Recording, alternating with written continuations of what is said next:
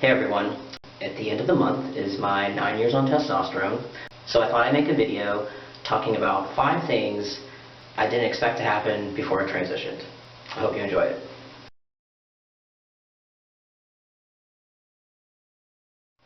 Okay, so number 1, sex drive. I don't think it's a mystery to anyone when they start T that their sex drive is going to go up or through the roof, or so you hear. But let me tell you, it is insane how high it is.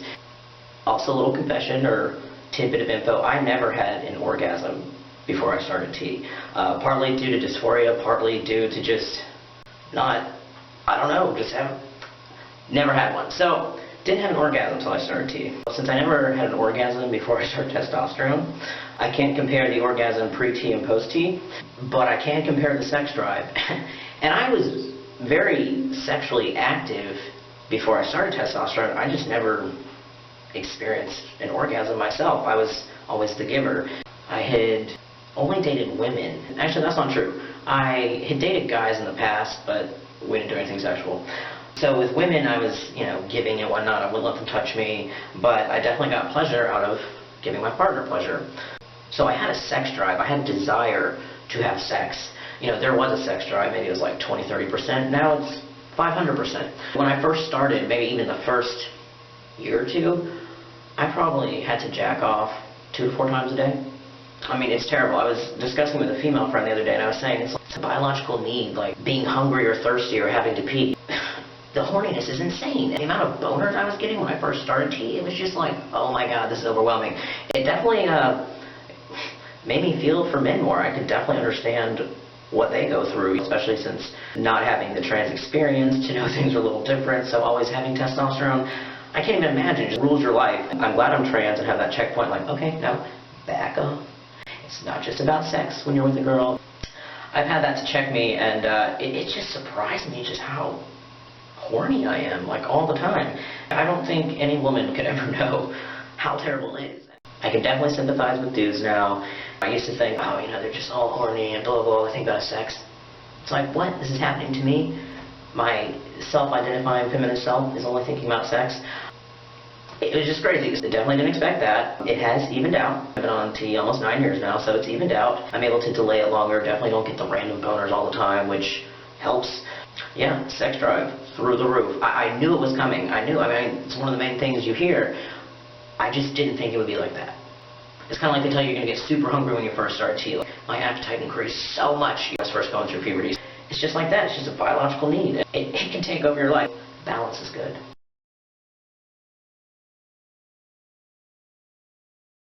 Okay, the second one, balding. I've talked about this one quite a bit. I've always identified, kind of this artsy hippie dude, lived in San Francisco, had my long hair. Well, suddenly I'm losing it. And I'm like, what, me, balding? I'm adopted, I don't know my genetics, so I wasn't expecting it. I can't look to my brother or father to know what what my hair is going to look like. And they, of course, have full heads of hair. But, yeah, I'm balding. I'm getting the monk balding pattern, as I call it. I don't know if you can see this. You probably can. And, it's very dismaying. If that's the worst that happens, well, I don't know. I'll take the beard and the mustache for the loss of hair on my head. Sometimes I think the hair on my head just migrated to my face and ass, so whatever.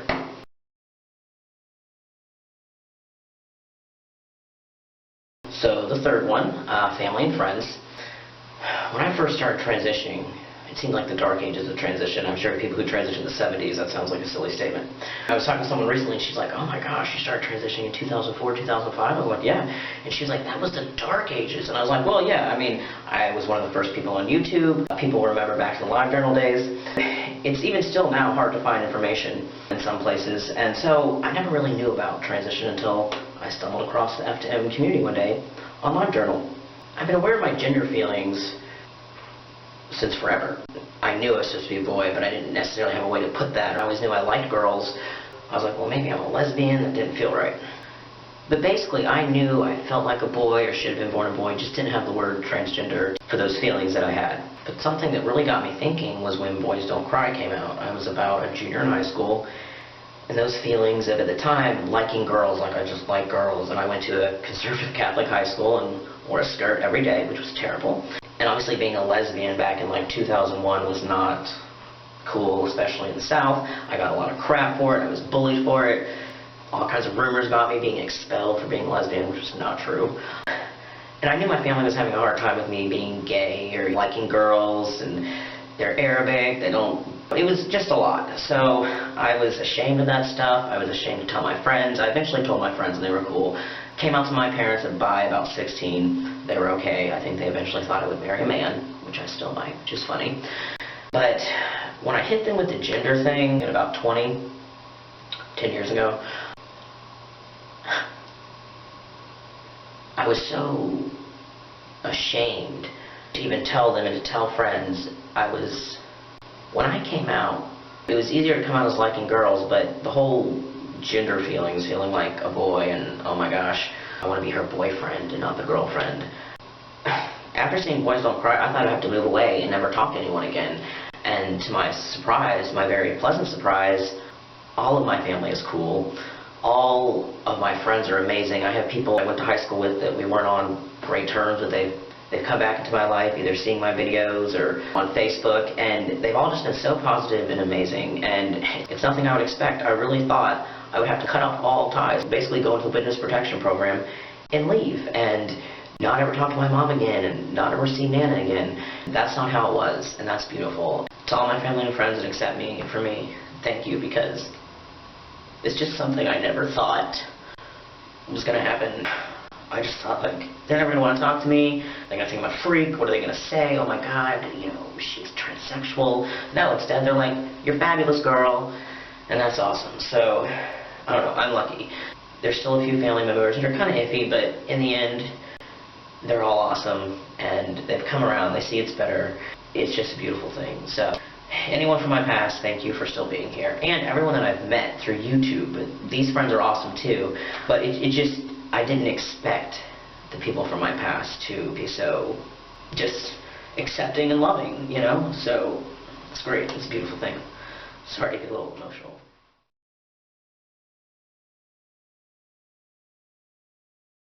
Okay, so the fourth thing on the list, queer. Whew, my sexuality has been all over the map, baby.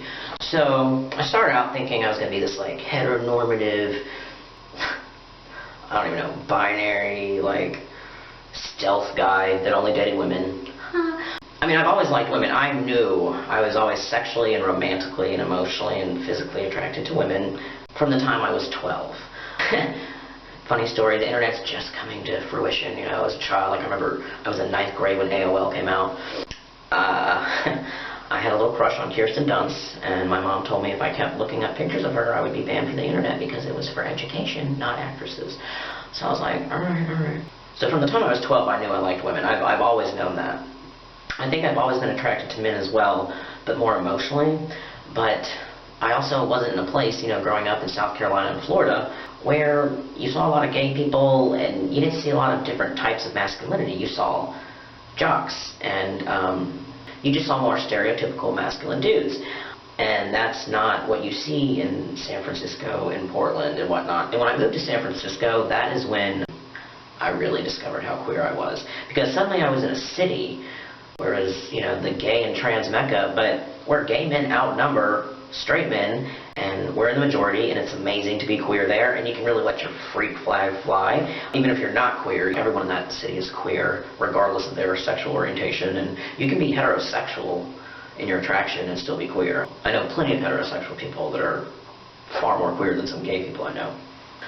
I've always been an outsider, never wanted to conform to what everyone else was liking and wearing and whatnot. I took some crap for that growing up, but who cares? So I think I suppressed my attraction to men because it wasn't physical, because it also didn't feel right, like being a straight girl with a guy. Like, no, suddenly I moved to San Francisco, and it's like gay men are looking at me, and I'm like, this is interesting. I'm like, oh yeah, they're cute. Like, we have more in common. Like, we like theater. And I joke with people. I've seen so many guys, once they get on T, their sexuality change. And I was like, oh, I'm definitely going to be a fag. People are like, oh yeah, you are. It really surprised me that it took so long. And not because of my own hesitation. What I mean is, it took about 6 years on T before my brain really started looking at men in the way I look at women. I would notice my neighbor mowing the lawn shirtless, and I'd just be staring at him, and he'd kind of look at me and like, oh. I'm like, was I just staring at him? Weird. And it didn't weird me out. It was just more like, oh. And it was just a natural thing. It was like how I always had looked at women. And I was just suddenly doing it to men a lot. And I was like, what is this? And it's just the brain was like, all right, hot. I don't like the term bisexual. I like both men and women. I like trans people. I like genderqueer people. So I just like saying I'm queer. If you do that in a normal setting, people think it means you're a gay man. And it erases out your trans experience and all that, because I'm not just a gay man. You know, I have a whole different experience than a dude that was born male who identifies as gay has. That's another thing. When I was walking around with a woman at first, passing as a dude, it's like, wait, I'm being seen as a heterosexual, and I feel way more comfortable in queer communities, even dating a woman, than I do with a bunch of heterosexual people. So that's where my home is, that's where my heart is, that's where my soul is. So I'm queer, I'm all over the place. So I didn't expect it, but it's awesome. I'm glad I didn't turn out like I thought, and I don't know, I wanted so much to be just like a cisgender dude and just forget about it, and you can't. You realize that once you start transitioning, like there's that whole past, you can't erase that. And I understand people have to be stealth for safety reasons and whatnot, but just for me, I found it wasn't healthy. Just honoring and loving and just owning that past has helped me as a man, and helps me as a man every day, and just talking to people, relating to people, and when friends have problems, they can come to me and I can give them awesome insight because of my experience. So I'm learning to value it, even though dysphoria is hard and just dealing with stupid healthcare here in the South, but ultimately I've learned to own it and love it, even though it can be really hard. I'm at that point, and that's awesome. So yeah, I'm just queer. Hey girl.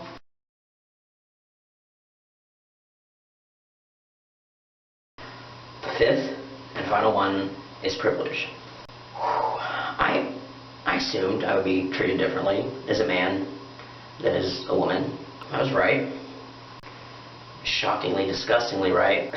Once I started passing as male full time, it was quite an eye-opener. I went into transition identifying as a feminist, understanding what it was, and identifying that way. I mean, I was assigned female at birth. I've been catcalled out. I've been treated like a piece of meat, and it was just, it's not even that. It's just women should be equal, you know.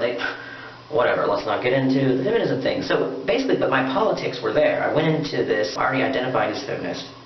And then living as a man made me a super feminist. But, you know, it just made me recognize how much worse women have it, because then suddenly I'm living as a man. I'm like, whoa. And not only do I have male privilege, I have white privilege. I have class privilege. And all these things were suddenly thrown at me and afforded to me that I had never had. And of course, I had all those privileges except the gender privilege, the male privilege. But I didn't... It didn't affect me the same way male privilege does. I mean, it does, you know, that I've had opportunities and whatnot. But just the way that male privilege is just so blatant. And I'm sure people of color experience the racism just as intensely as I experienced the gender thing. So I want to acknowledge that. But for me, speaking from my experience, it's just disgusting. Like, suddenly I'm this upper middle class white dude that people think has had everything just handed to him. And I've had a lot given to me, private education, going to college. You know, that's not everyone. I recognize that as class privilege. But the male privilege is what gets me so much, because it really hurts my heart to know that my female friends are treated this way, that my mother, that my grandmother walked through this world where, yet even we think society is so caught up, they're not. I had this unique experience of transitioning halfway through college. I spent 2 years as a girl and then 3 as a dude. And I was in 2 very liberal majors, English and film studies, and then social welfare. And the professors were all cool and stuff. It wasn't like weird in that regard, but just the way classmates really, you know, I actually noticed classmates treating me far more different than the professors. The professors were pretty equal, I feel, in their attention to me, and a lot of times males get more attention in class. But also in the majors I was in, there were maybe only 4 dudes in each class, because in English and film, there weren't too many, and then social welfare, sometimes I might be the only one, or there was another dude. It was already like full of women, everyone was cool with my transition, but it was so interesting how women looked to me as if I was like that I had all the answers, even if I had no clue what we were talking about that day. And I was like, whoa, just because, you think I have a penis and whatnot doesn't mean I'm the smartest one here. It almost made me sad. I'm like, no, you all are just as smart. Why are you looking to me? So that was an interesting experience in the classroom. And it really wasn't the professors. It was more just the students just assumed I was so much smarter because I was a man, which was crazy and weird because so many women are so smart. And so it makes me feel for my friends, my mom, my family members, but also just knowing that if I was still female, I'd just still be treated like that. And that's crap. It makes me angry.